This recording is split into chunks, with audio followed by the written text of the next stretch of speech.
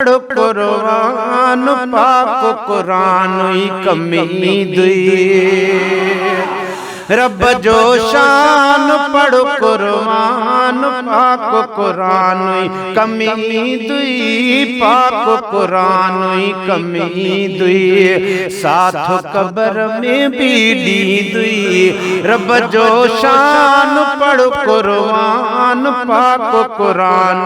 कमी दुई पाक कुरान कमी दुई नाज़ुल थियो जहीं यार मथा बेड़ा कंदो सो पार हथा वो नाज़ुल थियो जहीं यार मथा है बेड़ा कंदो सो पार हथा मिलंदो ईमान पढ़ कुरान पाक कुरान कमी दुई पाक कुरान कमी दुई साथ कब्र में बीड़ी दुई रब जो शान पढ़ कुरान पाक कुरान कमी दुई पाक कुरान कमी दुई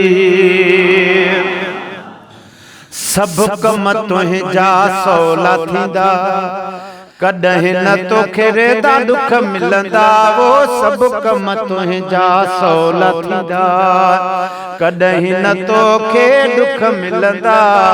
आहे फरमान पढ़ कुरान पाक कुरान कमी दुई पाक कुरान कमी दुई रब जो शान पढ़ कुरान पाक कुरान कमी दुई सुहिणी तिलावत जारी कर हितड़े कब्र जी तैयारी करे अदा सुहिणी तिलावत जारी कर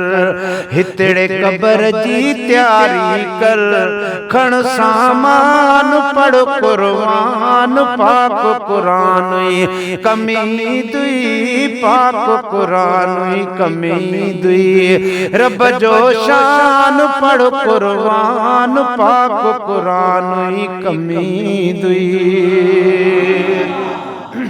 पत्थर बितोले पानी थियन चौ सुभान अल्लाह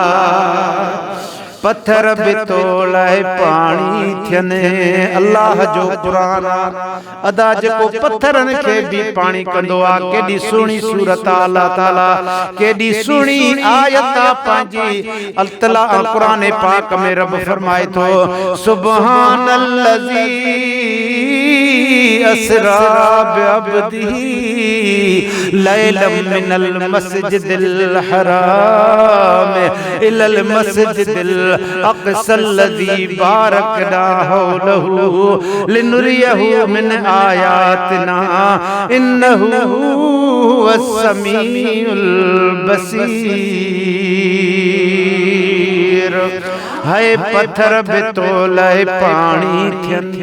विच दरिया मां रास्ता मिलन वो पत्थर बितोले पानी थियन विच दरिया मां रास्ता मिलन रखो ईमान पढ़ कुरान पाक कुरान कमी दुई गोपांग जो ही वजीफो सुभान अल्लाह गोपांग जो ही वजीफो अहकर जो ही वसीलो यदा गोपांग जो ही वजीफो अहकर जो ही वसीलो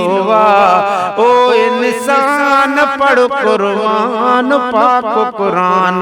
कमी दुई पाक कुरान कमी दुई रब जो शान पढ़ कुरान पाक कुरान कमी दुई पाक कुरान कमी दुई साथ कब्र में बीड़ी दुई रब जो शान पढ़ कुरान पाक कुरान कमी दुई।